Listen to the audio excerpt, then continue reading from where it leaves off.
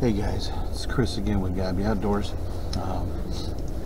Today is January 7th, 2023. It is the opening day for muzzleloader season. So we're back out here at the blind. I was going to go over to Spencer Lake. I got a stand out there. I kind of been reserving that just for muzzleloader season, but wind shifted and we were supposed to have clear skies, and it has been freezing rain and snow this morning, so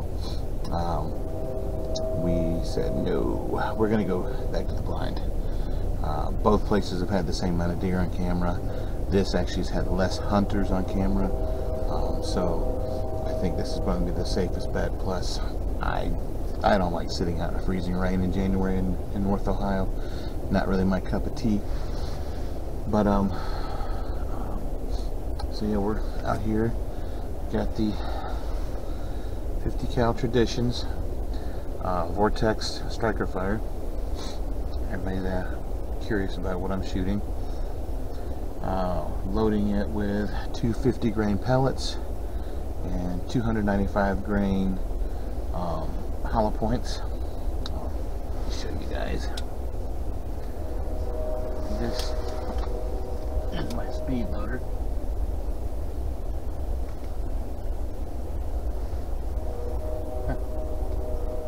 Not much for speed.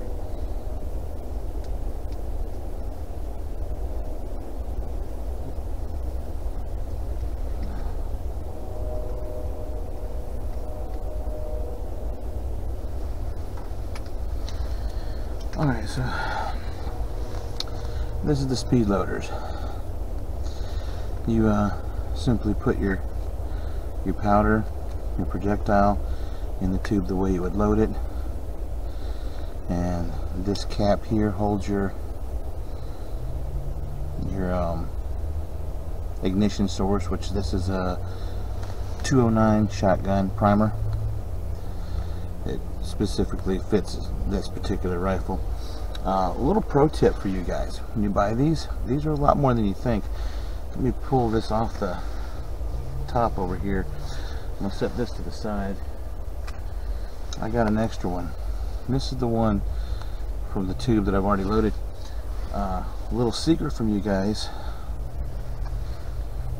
this fits perfectly in your barrels. No rain, no debris, no snow, no ice. Walk around with this nice and snug. It's not coming out. And when you get to where you're going, you simply pop it loose. So, little trick to the trade there. That cap also doubles as a bore plug, and it's rubber. So even if you shoot it, who cares? They're $2 a tube at Walmart. But little FYI. Right now it's very quiet. I saw maybe a handful of cars at this other end of the property. The wind is blowing towards them. However, on my camera that's set up here, the deer are coming in. When they do come in, they come in from the south and from the west, and the wind's blowing from the west right now. So we're going to be hunting into the wind. We'll be making our calls, and then actually also keeping the window on this side of the blind cracked to the east. Deer do like to try to get downwind of you if you make a noise, which is fine by me. I'll use that to my advantage if I can see them. But I will keep you guys updated, and we're wishing for good luck. We'll see you soon.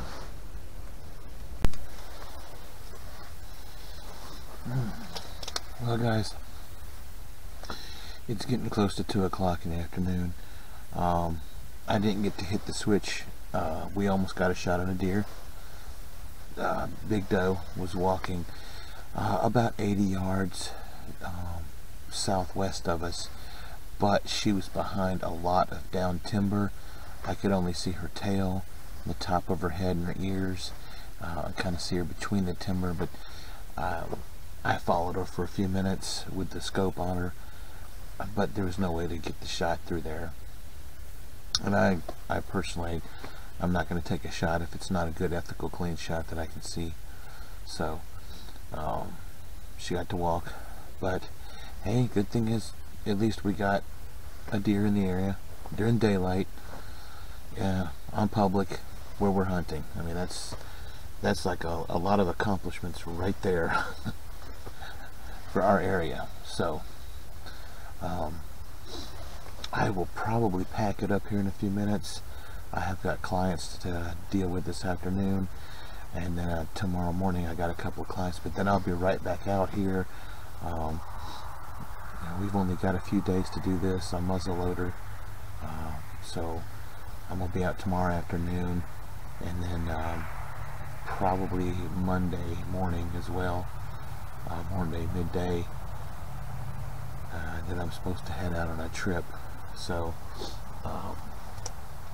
but I will catch you guys up. I consider success today. We had a deer, had it on scope in our area. She was just perfectly on the other side of down timber where we couldn't get a shot through it. But I'll see you guys in a little while. Have a good one.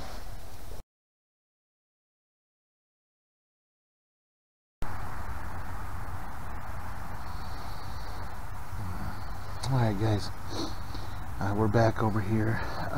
Got a new spot today with the wind changing and it getting really warm. I mean, like really warm. Reports are saying they haven't seen any deer in the area until like after 5 o'clock, which only gives us a very short window.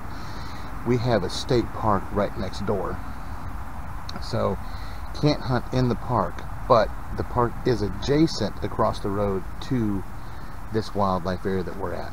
I normally do not hunt this close to a road. Right now I'm about, I don't know, I'd say maybe 100 yards or so from the road, but the reports of the traffic are saying that they're not seeing the deer here until like the last 30 minutes of light to an hour, depending on how busy the park is and how busy it is out here. So you gotta hunt where the deer are, and that's why I'm not seeing anything on our cameras that are set up. We're just through a thicket right here,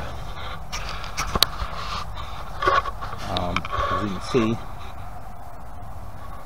and the road's out that way, but we're through a thicket here overlooking this old cornfield that's been cut down. And I mean, basically, we're just going to set up here. This is going to be my last day of muzzleloader season. Put you back over here. Yeah, my last day of muzzleloader season. I'm leaving for a trip tomorrow morning, and I'll be gone. And there's only 4 days here for muzzleloader here in Ohio. So. Yeah, I'm gonna miss 2 days of muzzleloader, but it's all right. I'm gonna go see some family and spend some time. But so I'm hoping. I came out here, I scouted for a while. I was gonna move the blind over, but I don't think I'm gonna have enough time right now to move the blind. And if I do move it over here, I really would rather push a lot further in, like at least another 100 yards. So we're just going to sit here and see what the traffic looks like, see if we're getting anything this time of evening, because we have to be done here, if I'm not mistaken, like by 5:40 or 5:50. I'll have to look at the timetables again, but yeah, I mean, there's fresh deer prints here. That there's all kinds of sign. There's feces, big prints, small prints. There's bedding area all through here, and I think what they're doing is they're going through this area and they're coming out of the park. They're not coming out of the park until it's almost time, almost dark. Which, I mean, this cornfield right here still has sprouts up in it. It's still got green growing in it, so I'm pretty sure that that's what's going on here. And it just happens to be that that's what's going to be. So I'll keep you guys updated. we're going to do the evening sit now, and hopefully everything will pan out for us and we'll get one on the ground maybe. I'll catch you guys up here in a little bit. I'll talk to you soon. Hey guys, so it's about 2 hours, a little under 2 hours left of light. Haven't seen anything yet, but like I said, we're not really expecting anything until about the last 45 minutes around that mark. But I have been looking around in here, and man, I feel like I've missed the mark this year in this area, this property. I don't know if you guys can see it. Hold on. Let me flip it around. Alright. You see that right there?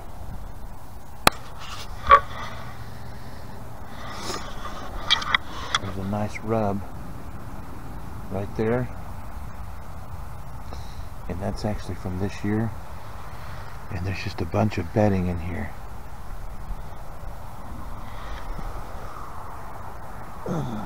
So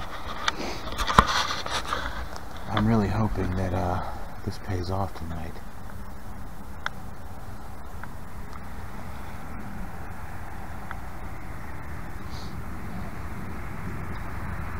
And I feel like I'm the only one out here right now.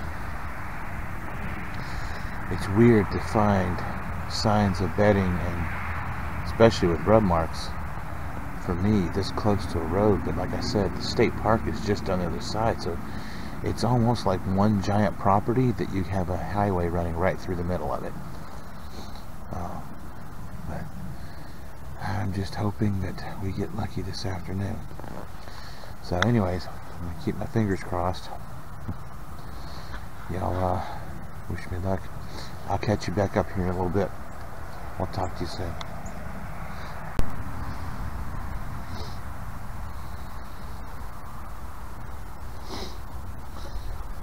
Well guys, we got about an hour left, hour and 10 minutes. Haven't seen anything yet. Saw another hunter stage up across the other side. There's 2 fields in front of me, broken up by a single tree line. There's a hunter. I'm on this side, he moved over on the other side, so I think we're kind of doing the same thing. We're trying to catch them as they come out of the state park into the wildlife area. But you can hear the traffic coming down to the highway that divides these 2 wildlife sections. I really don't think about it. To tell the truth, it's interesting, but like I said, I've marked this spot on the map, definitely. This whole area here is going to be a peak interest of mine now that I found it. I got some pictures of some rub marks I'll put up, and some bedding area spots. Lots of hoof prints out front. Lots of feces hitting the ground. I mean, fresh stuff too, like within the last day or day and a half. Still shiny, still wet looking, some of it. So it might even been with it today. I don't know. But all of the tracks have them walking past me into the wildlife area, not the return. And I know that they're not coming out of the state park until it gets close to dark. So this is as close as you can get to the state park without crossing the line, the legal limit there. I've measured it out. We're right at between 137 and 140 yards from the road, which means we're about 4 yards past what we're allowed to shoot. That's it. Any closer to the road would be illegal. So keep that in mind, guys. You know, if you're out here hunting in Ohio, the first 133 yards is not yours to hunt. You got to be over 400 feet off the road, which is also means that we're actually technically about 170 yards from the state park tree line, because there's about 20 to 40 yards on the side of the road over there as easement. But like I said, nothing has popped out yet. Still hopeful. I'm kind of curious as to whether or not I'm going to hear them or they're going to hear me with this traffic going by. I'm kind of using the same thing that I'm sure they're using, traffic noise as a cover for their movement. I'm going to use traffic noise as a cover for me sitting here. So that, you know, it's, I guess we can both play the same game. All I know is I've got tracks in front of me, rub marks, lots of browse in here. You know, all of these, all the tips of the shrubs have been browsed off. Even the new growth on these trees have been pulled off and browsed off. So they're definitely coming through here. They're definitely eating through here. They're definitely eating out in this field. There's still corn cobs with bite marks out of them out here, and corn stalks and chew marks on them. So they're feeding out here, and I think they're bedding in here some. This has all the signs of classic buck bedding, which I'm hoping. There's a big boy out here. I had him on camera a couple times, and like I said, we had an encounter with him back in mid-November to early November. So we're hoping. But I will catch you guys up and see you later. Take it easy.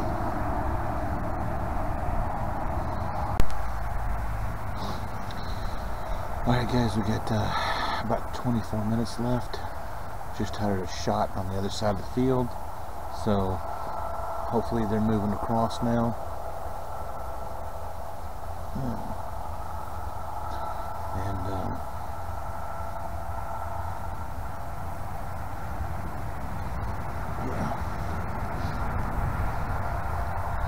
Yeah, I just heard a shot on the other side of the field.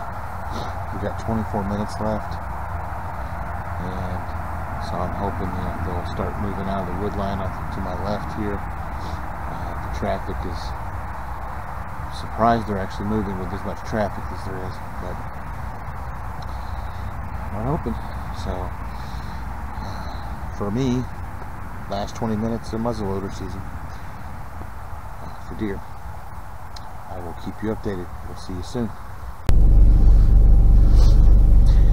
Well guys, we struck out tonight. It's alright though. Found a new spot. I was on the wrong side of the field. Had 2 shots go off at last light on the opposite field that I was telling you about. So hopefully somebody got him a good deer. But that will draw a close for me this year for any kind of gun seasons. What I will do is you know, I'll go back over the footage and everything, get it uploaded. But appreciate you guys heading out with me. It's been a good time so far. Still have late season archery to go, so I'll be back out with the crossbow some more. Until then, I will see you guys later. Hey, get outdoors, get living. We'll see you next time I gotta be outdoors.